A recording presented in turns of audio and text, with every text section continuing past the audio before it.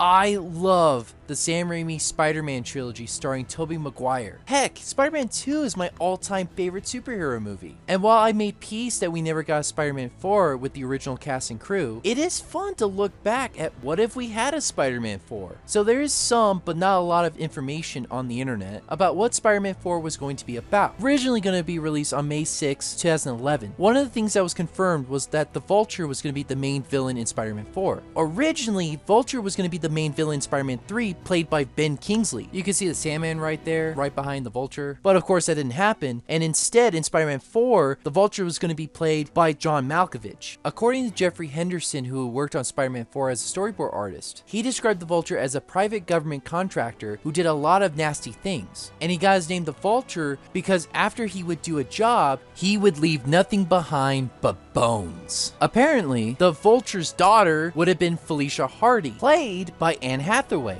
Allegedly, she was adopted by Adrian Toomes, aka the Vulture, but I'm not really sure. One of the rumors goes even further that she wouldn't become Black Cat, but that she would become the Vultureness? Vultress? Let's go with that. But Sam Raimi did come in and debunk this rumor and said that Felicia Hardy would eventually become the Black Cat, whether in this movie or the next one. As far as I know, that was the only rumor that he debunked. There's some parts that I really like, including this animatic that's online that you can watch right now, where Spider-Man is fighting the Vulture, and it looks like the final battle actually. Things get really brutal, and it may have shown how the Vulture would have been defeated. And the opening would have included a montage of Spider-Man saving the day and taking down criminals. And while not confirmed, there are some rumors where Spider-Man fights his iconic bad guys, allegedly fighting against the Shocker, Prowler, and the Rhino. But he was confirmed to fight Mysterio, or maybe not fight, but there was going to be a scene where Spider-Man was going to bring Mysterio to the authorities, who would have been revealed to be Bruce Campbell himself, which sparked an online theory that he was the same character from the first 3 movies, that all the cameos and different characters were in actuality one person, and that was Quentin Beck. Honestly, that part was really cool.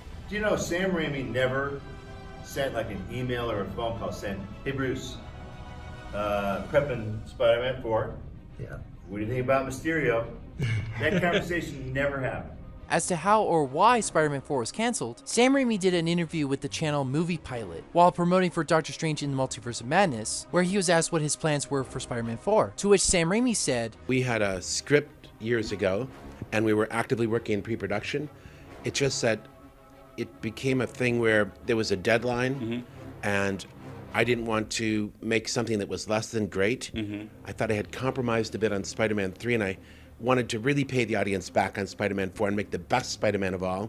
And I couldn't get the script together in that amount of time, so I told Sony, I think it's best if you go ahead with your planned alternate Spider-Man storyline, because I don't want to let the audience down.